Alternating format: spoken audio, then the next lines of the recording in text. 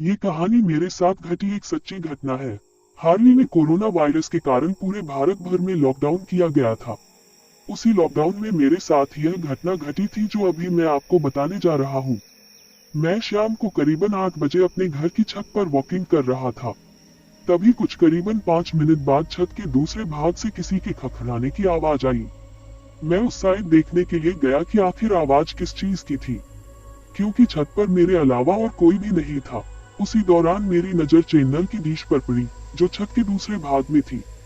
मुझे लगा कि शायद कोई चूहा होगा, इसलिए मैंने ज्यादा ध्यान नहीं दिया। कुछ देर बाद फिर से वही आवाज आई।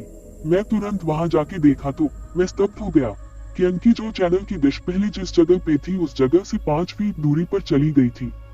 मेरी समझ में कुछ नहीं आ रहा था, आखिर यह हुआ तो कैसे हुआ। बाद में मैं उसी जगह खड़ा रहकर देखने लगा कि क्या अब मेरी नजर के सामने ये हिलती है क्या। देखते ही देखते अचानक वह डिश अपनी जगह से हवा में करीबन 2 फीट ऊपर उठकर नीचे गिरी और अपनी जगह पर हिलने लग गई। ये देखकर मेरे तो होश ही उड़ गए। मैंने तुरंत ही उस चैनल की डिश के मालिक को फोन किया और उन्हें छत पर बुला के सारी बातें बताई। पहले तो मेरी बात सुनकर उन्होंने यकीन नहीं किया, लेकिन जब यह हादसा फिर से उनकी नजर के सामने हुआ तो उनके भी होश उड़ गए। कुछ देर बाद आसपास के लोग भी इकट्ठा हो गई। लोगों को लगा कि शायद कोई भूत प्रेत होगा जो ये सब कर रहा होगा। फिर हम सब ने उस डिश को रस्सी से बांध दिया और फैसला किया कि कल सुबह ही इस डिश को यहाँ से निकलकर फेंक देंगे। उस रात करीबन 1:45 बजे हम सब सो रहे थे, तभी मुझे छत पर किसी के घूमने की आवाज सुनाई दी। क्योंकि मेरा घर टॉप फ्लोर पे था, इसलिए जब भी छत पर कुछ भी हो तो सबसे पहले हमें सुनाई देता है। मैंने अपने घर वालों को जगाया और बताया कि छत पर कोई है जो घूम रहा है।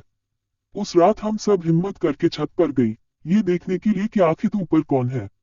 हमने ऊपर जाके देखा तो ऊपर कोई भी नहीं था, लेकिन छत पर किसी के पैरों के निशान थे, वो भी आम पैरों के निशान से कई ज्यादा बड़े थे। हम डिश को देखने के लिए गए तो डिश पूरे छत पर कहीं नहीं थी।